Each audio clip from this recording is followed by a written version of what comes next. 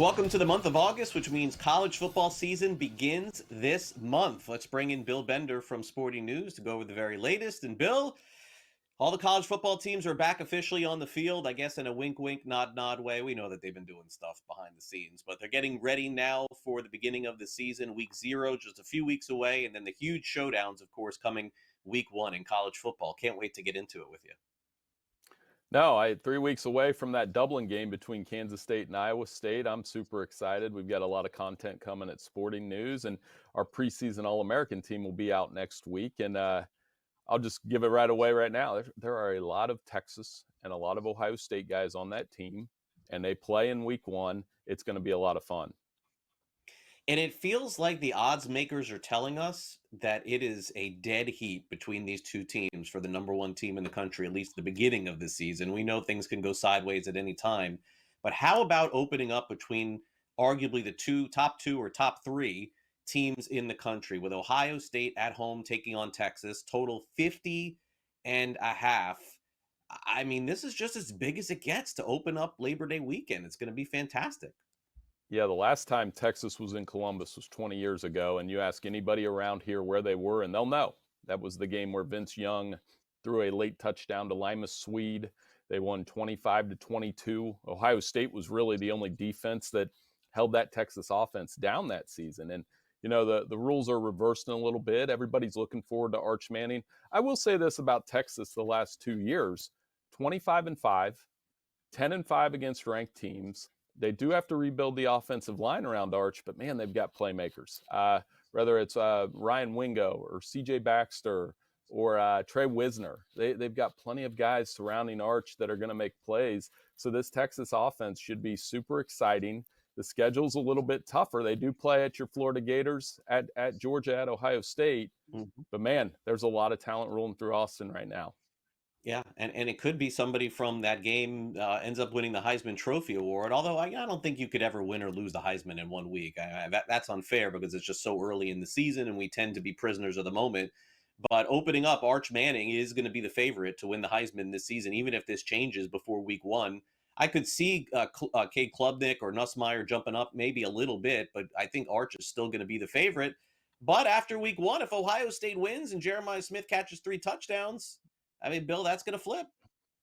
Yeah, and we had a receiver, Devontae Smith, win it in 2020. Jeremiah Smith would have to have that kind of season where you're looking at 18 to 20 touchdowns, 1,500 yards, however many catches. Remember, he does have to share because they have a loaded receiving room with Carnell Tate, with Brandon Ennis. This is the same kind of thing that Jackson Smith and Jigba and Marvin Harrison Jr. ran into. Yeah, they're super good. And Jeremiah Smith, I'd make the argument right now, he's the best player in college football.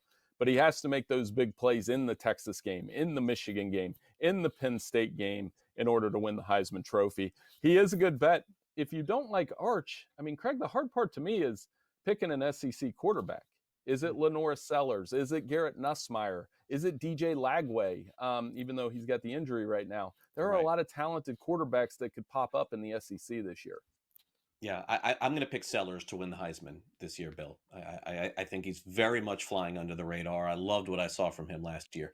Okay, so in terms of Texas, let's just hit them real quick with their win total, 9.5, among the top in all of college football this season.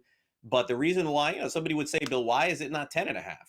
Why is it not 10? I mean, the reason why, Bill, is because this crazy schedule that Texas has. I mean, in the SEC and out of conference, I don't know how you could put that number on them to make the college football playoff minus 310 to win the SEC plus 280. You like any of those?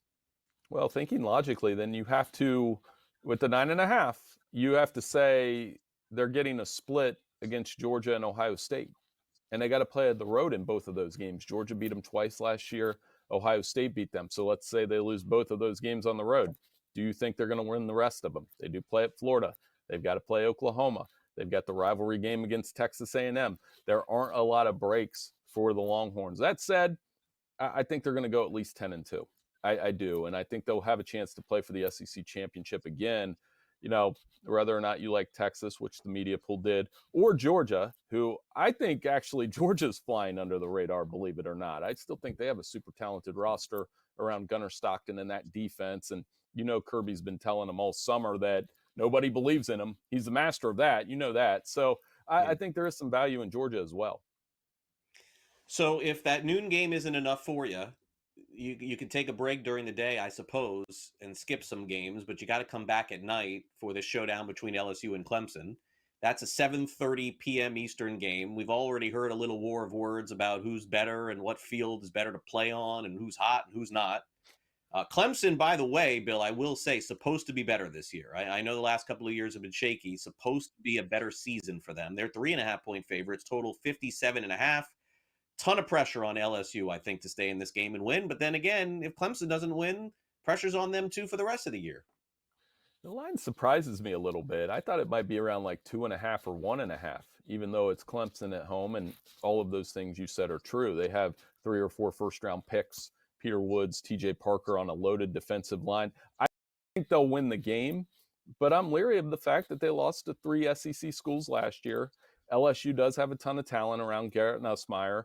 They work the portal a lot, and there's more pressure, I think, on LSU, just because they haven't won an opener since 2019, and that was the national championship season. They've had some really visible season opening losses since. So for Clemson, I think it's a kind of put your foot in the ground, show who has the real Death Valley. By the way, if I'm a Clemson bookstore, I'm making a ton of Death Valley Junior t-shirts to wear to that game, and I think it's going to be a lot of fun that night.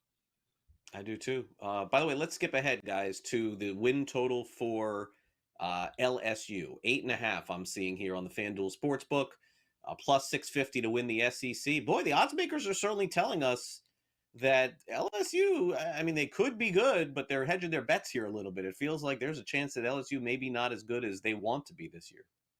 They think they could get to 9 wins and their fan base not be happy. They're used to winning 9, 10 games. So it's a big year for Brian Kelly. They can't lose 4 games again. Yeah, would agree. Bill, great to catch up with you. We'll see you next week as we get closer to week 0. Thanks for coming on. Hey, thank you.